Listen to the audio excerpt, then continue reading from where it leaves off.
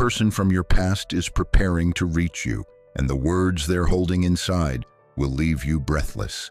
This message didn't arrive randomly. The universe placed these words before you right now for a specific purpose. Pause for a moment.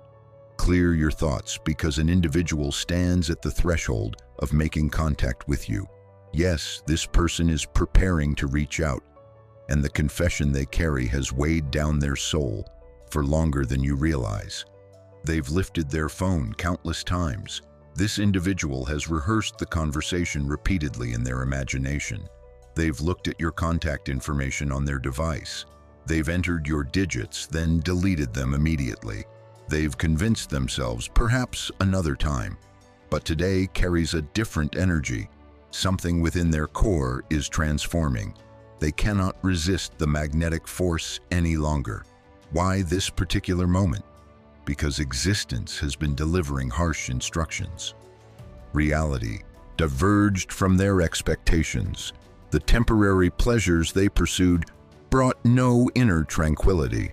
The individuals they brought into your former position failed to comprehend their authentic self. And presently, during quiet intervals, your identity surfaces in their consciousness unexpectedly. During nighttime hours, dawn moments, in states of emotional depletion, they continuously question themselves, what explains my persistent thoughts about this person? The revelation they hold will astound you.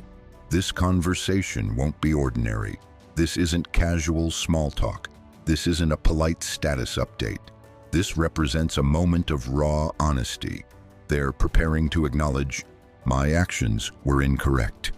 Indeed, these three declarations have challenged them most profoundly. They recognize presently that the issue never originated with you. The fault belonged entirely to them.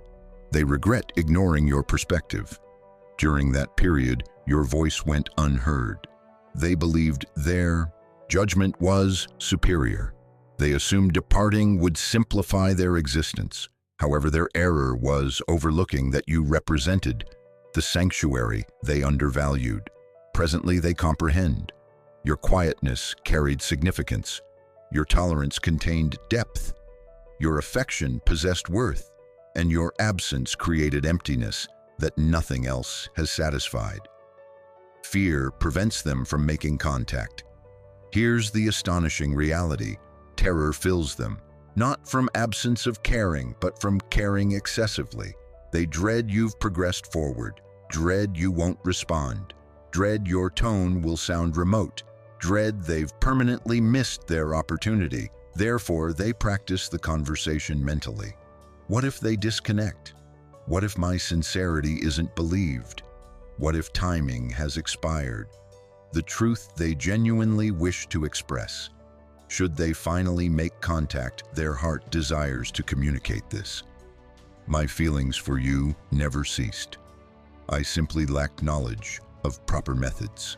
To demonstrate affection, I believed I required distance, but I merely lost my identity. They wished to confess that creating space didn't strengthen them. Isolation increased instead. They perceive you through transformed understanding now. Time has altered their viewpoint. They observe presently that your nature was authentic. You demonstrated reliability. You were uncommon. They measure everyone against you, and nobody satisfies the comparison. And this understanding pains them beyond their willingness to acknowledge the explanation for this delayed contact.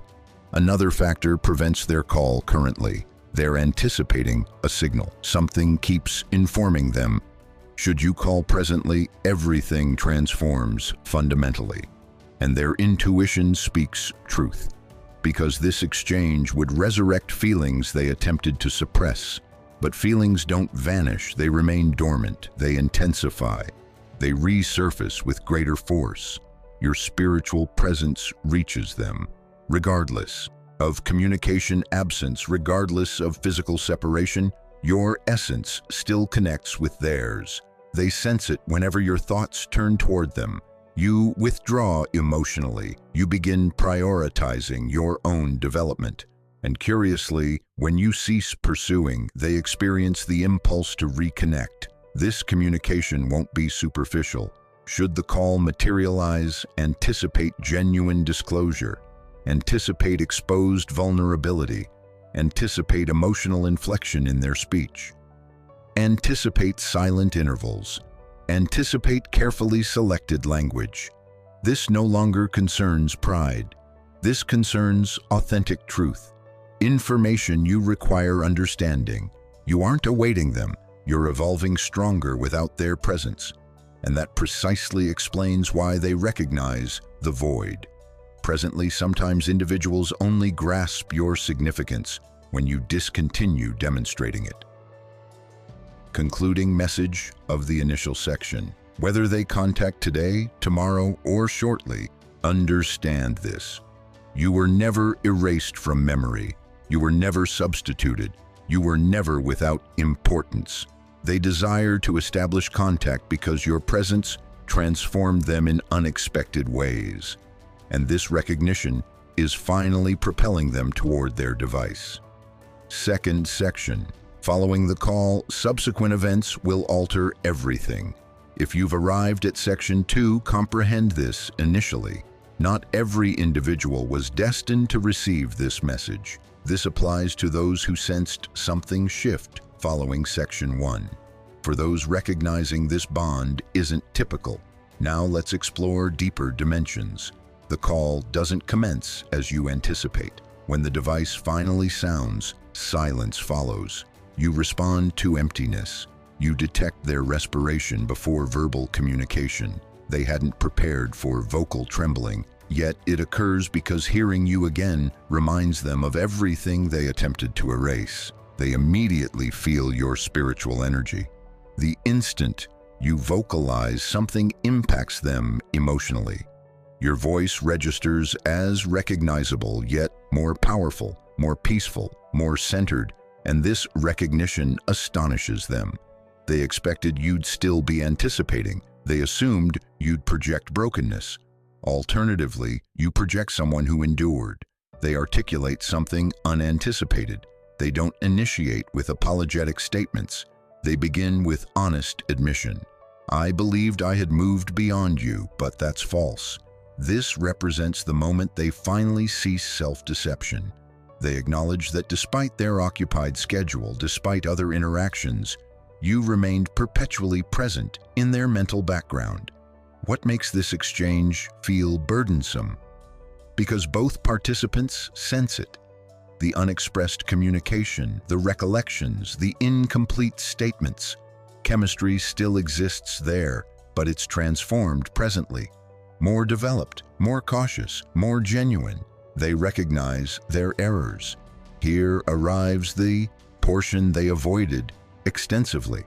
They confess they fled when circumstances became meaningful. They lacked communication skills. They selected ease over honesty. And then they articulate something shocking. Losing your presence was the price I required for personal development. This isn't something they could have expressed previously. You don't respond as they anticipate. This is where the dynamic transforms. You don't plead. You don't blame. You don't justify your position. You listen. And that tranquil demeanor makes them realize they lack control presently. You've transformed. And that simultaneously attracts and frightens them. The reality about their feelings. They still harbor affection for you, but presently they comprehend that affection demands accountability. They understand affection without dedication is worthless. Commitments without implementation are hollow.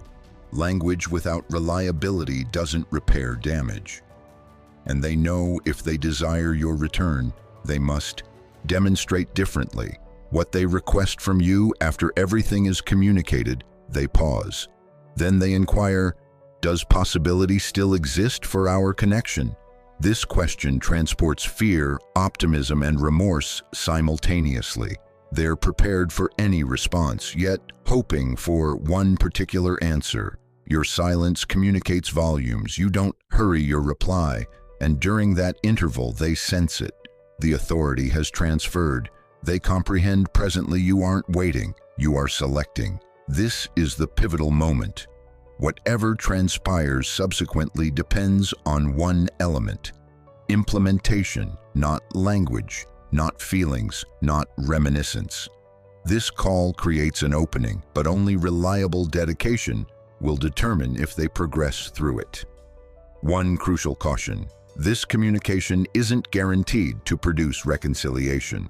For some, it delivers conclusion. For others, it delivers a second opportunity executed properly. The cosmos doesn't duplicate teachings unless you've absorbed them. Concluding message of Section 2. This call was destined to occur, to expose the reality, not to generate confusion. Remember, if someone genuinely desires your presence in their existence, you will never require pursuing their dedication again. Allow them to demonstrate. Third section. Will they battle for your presence or depart eternally? If you're present here, comprehend this. This is the moment of genuine revelation, not exclusively for them, but for your own understanding. Because following the call, following the feelings, following the confessions, actual reality commences. What transpires following the call's conclusion? The call terminates, but the spiritual force does not. They remain in quietness, staring at their device. Your voice persists with them. For the initial time, they experience something unfamiliar: personal responsibility. They cannot create diversions presently. They cannot maintain pretense presently because now they understand you are no longer an available choice. They recognize what they could forfeit. Previously, they assumed time was infinite. Presently, they sense immediacy. They comprehend if they demonstrate uncertainty again, they forfeit you permanently. This recognition generates tension, and tension exposes authentic character. Two potential directions emerge. At this phase, there are exclusively two results: no middle ground, no ambiguity, no partial dedication. Direction 1, they battle for your presence. If they select development, you'll observe immediate transformation, not verbal promises, concrete implementation. They execute commitments, communicate transparently, allocate time without justifications, honor your limits. They don't pressure your timeline. They don't apply force. They demonstrate their reliability. They comprehend that confidence is reconstructed gradually. This version of them is more peaceful, more attentive, more developed, because fear of forfeiting you became inspiration to perform better. Direction 2, they depart. If they select comfort, they disappear. Not dramatically, quietly. Communications become irregular. Arrangements remain incomplete. Spiritual force diminishes, not from lack of caring, but from unreadiness to transform. And this is the most difficult reality. Affection without dedication is not genuine affection. It's emotional dependency, the astonishing recognition you will experience. Regardless of which direction they select, you will be acceptable. Because you already accomplished the most challenging portion. You discovered how to exist without their support. You are no longer frightened of forfeiting someone who remains uncertain about you.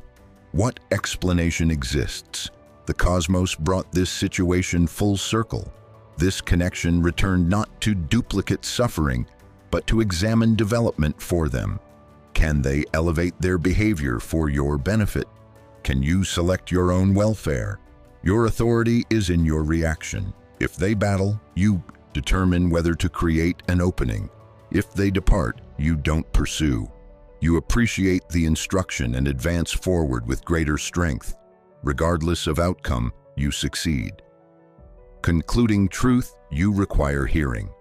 Individuals who are meant to remain don't vanish when circumstances become genuine. They appear, they modify, they develop. And if someone cannot meet you at that level, they were never intended to accompany you long term.